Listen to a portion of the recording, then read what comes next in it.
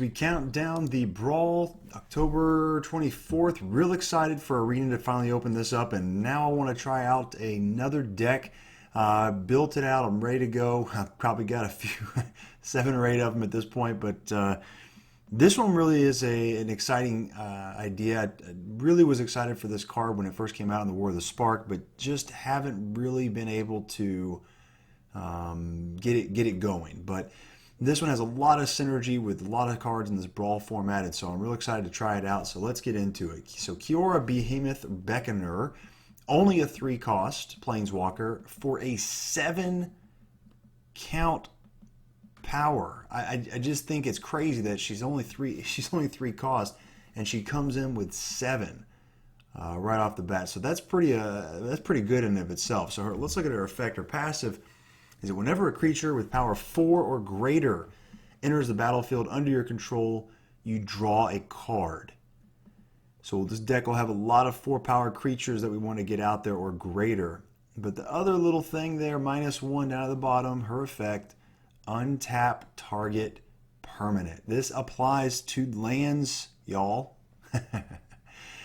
So can be used in a lot of different ways, so let's get into it. So the first thing I've got here is Unsummon. The reason I bring in Unsummon into this is that you can either return your opponent's creature, but more importantly, you get to return your own creature back. So if you have a questing beast or you have a 4/4 creature on the field, you lay it down on the field, you get her effect, draw that card, unsummon it for the next turn or that same turn if you have enough mana during that. So really good card, you can get to play that again. Gilded Goose for ramp up. Pelt Collector, because we are dropping a lot of high level, high power creatures, attack creatures. And so his effect pops off several times during this too. One thing that most people forget about is that Pelt Collector does have trample if he has 3 or more counters on it. So very important to remember. Incubation Incongruity. Look at those top 5 cards, sift through the deck. You get a creature card from among them, one of those 4/4 creatures you were looking for possibly. Also, if you get later in the game with 3 costs, you can exile a target creature and they get replaced by a 3/3 green frog lizard creature token. I want to get rid of that Golos, want to get rid of that whatever it is. This is the way to do it. Also, additionally, Corridor Monitor enters the battlefield, untap target artifact or creature. So one part of this deck that is a little bit interesting is that not only do we have that 4/4 creature ability for drawing the extra cards, but it also has the untap target permanent. So kind of an idea here is that we're going for, if you know Prime Speaker Vanifair concept or Neoform, we can start to cycle through things pretty quickly. So really great, you get to pop that Prime Speaker Vanifair, tap her to sacrifice another creature and bring another stronger, another higher cost creature in.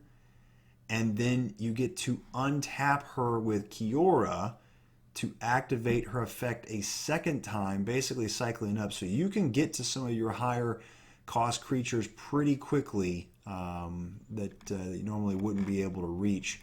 But it just cycles so well. And so one of the other effects you want to do here is that when you get Corridor Monitor, you pop Corridor Monitor in, untap a creature. So you can sacrifice your 1 Pelta Collector, bring in Corridor Monitor, and then you untap, go up to a 3 cost with Prime Speaker Vanifair. So really good cycling. Gets those higher cost creatures pretty quick through your deck and can start to sift through them pretty quickly. Fae of Wishes. All right, if you don't play 1 Fae of Wishes in your blue deck, I don't know. I'm seriously concerned for you as a person. The benefit of Fae of Wishes is so good. You can literally turn any sideboard. Essentially, you play your sideboard completely differently when you have a Fae of Wishes. All right, your sideboard just becomes your hand grab. You want to quasi-duplicate to copy a target of a creature you have on the field? Good. You can grab it with Fae of Wishes. You want to be able to cycle faster than your opponent and draw more cards? Good. Play a Guardian Project. If they're discarding cards or sacrificing permanents, and you need to get something else out of here, play that Fae of Wishes and get this card. Fae of Wishes is just so good to reach out to your side deck for just a 4 cost to reach out and get any card you want. Any card that's a non-creature, and I have to clarify that. So Mass Manipulation, you can grab Tomeo, any Planeswalker, any spell, that is a non-creature. But realistically, most of the time, mid-game, late game, you're grabbing this mass manipulation to take control of everything. Fae of Wishes, put it in one. Just put one and see how good it is with the side deck. Just pick your favorite cards in the side deck that are spells and just put them in there. Vantress Gargoyle. Now again, this guy has a little bit of a clarification on him. He is a 5/4 creature with only 2 cost. A lot of cards play, a lot of decks play around this guy, but unfortunately, I'm not really concerned as much about that. I'm just looking at a 2 cost for that 5/4 creature to bring that draw, and if I have additional cards in the graveyard or my opponent does, then bonus on that. But realistically, it's just to get that 5/4 for a 2 cost to pop off Kiyora's effect. Incubation Druid for ramp up, obviously. Kenrith's Transformation, a little mini Oko kind of effect here. You get to enchant a creature and draw a card, and that enchanted creature loses all abilities and turns it into a little 3/3 elf creature. Once Upon a Time, because why not? This is a green deck. Paradise Druid for ramp up, Growth Spiral for ramp up, Mile Leaf for ramp up. Again, we have a lot of those 4/4 creatures, so if these things are going to get you those Prime Speaker Vanifairs, then get you the Questing Beast, this is all part of that effect as well. Arcane Signet, pretty staple for most Commander decks. Brazen Borrower, just return a non-land permanent for a 2 cost. There's a reason this guy is so expensive right now, but on the arena, it's 1 rare, or 1 mythic rare, so I'd grab 1 out of here if you can. Tomb Raider, whenever he enters a battlefield, you draw a card. Again, you have him be able to play ramp up with the Prime Speaker Vanifair or even a Neoform. You can put those in there as well. Neoform. You can put that in there as well to ramp her up. That's the idea with Tomb Raider, just to get additionally draw. Evolution Sage, whenever land enters battlefield under your control, I always cannot say this word. Proliferate. So this guy right here, this is, again, if you're playing any kind of green planeswalkers for your commanders in this brawl, I would really consider getting to Evolution Sage. Just one of them is very helpful, as you can get to put more counters on your planeswalkers throughout the game.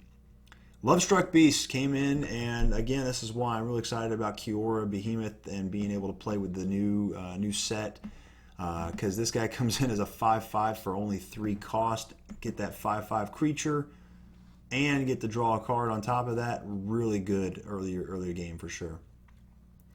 Oko, Thief of Crowns, because he's Oko. I mean, just if you have green and blue, just play Oko. Like, just don't even question it. Just play Oko.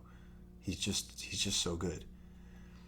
God Eternal Kefnet gets that 4 attack guy and sift through for some of those instant and spells, sorcery cards. And really good is that because he is a God card, he gets to come back from the grave.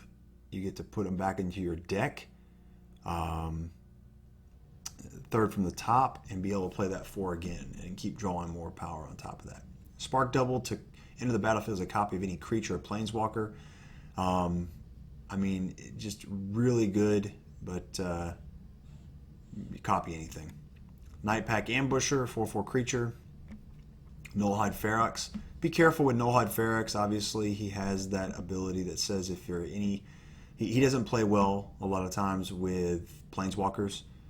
If you have him on the field, it's really, you can't bring your commander out because it is a spell or ability and opponent controls. So you can't cast non-creature spells. So he doesn't really play well with that, but he is a 6/6. If you have your Kiora on there first, which usually you do because she's such a low cost, and then the next turn you end up with a Nullhide Ferox in hand, that is a good game for you because you have a 6/6 creature with hexproof. You just put a creature down and you drew a card. And next time you attack with him, you can untap that guy. So, really good card. Questing Beast, he's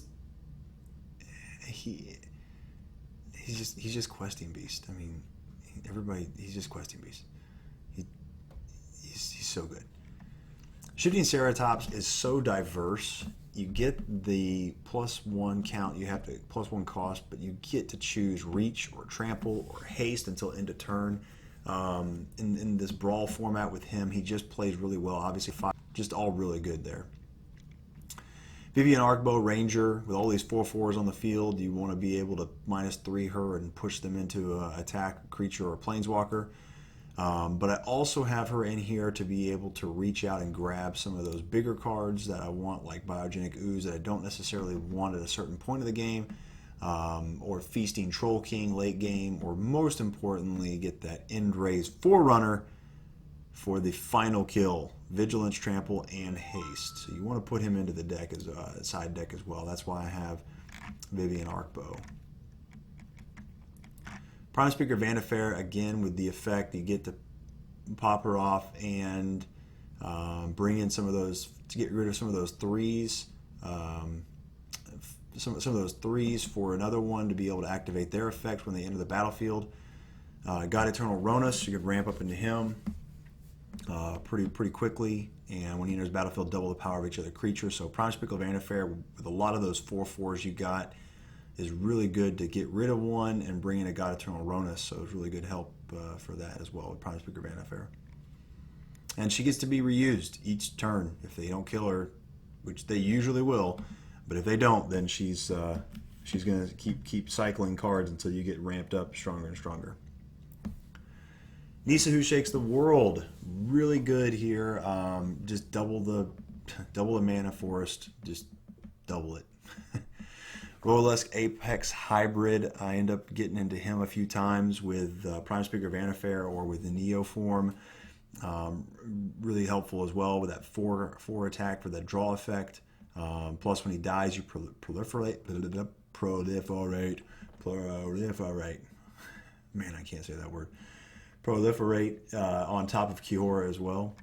And then Beanstalk Giant, get to search that card, put the basic land, but he comes back in as a 7/7 or 8/8 or a creature, just a big creature at the back end of this. So never really worry about that. Great Henge and Voracious Hydra, which comes in usually when it enters the battlefield with a certain number of counters on it.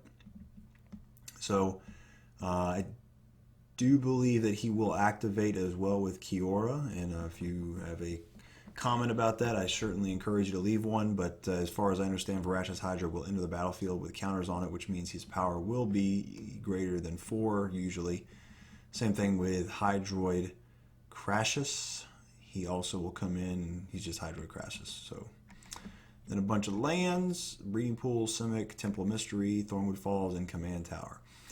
I hope you guys are looking forward to Brawl as much as I am. I have been trying to build out a few of these decks and kind of play with them a few times to get a feel for each one. But realistically, for a 3 cost for 7 counters on top of a Planeswalker automatically, as well as any draw card power when you get those 4 creatures and untapping ability, it's just a good card all around. I'm really excited to see her try to be utilized a little bit more than it has been. I almost would expect to see something of a combo with Kiora in the standard version, with Kiora, Vantress Gargoyle, and even Lovestruck Beast, because those are just such good cards. Some sort of a combo. I'd love to see somebody's deck idea. If they had something like that out there, it'd be pretty interesting to see. All right, guys. Well, you have a good day, and I am so excited to see Brawl. I hope you guys are too. Hey guys, thanks for watching. If you want to see more deck videos, click the image. I make both Brawl and standard deck lists, so just choose your path wisely. Also, if you want to support me on Patreon, please click the link in the description.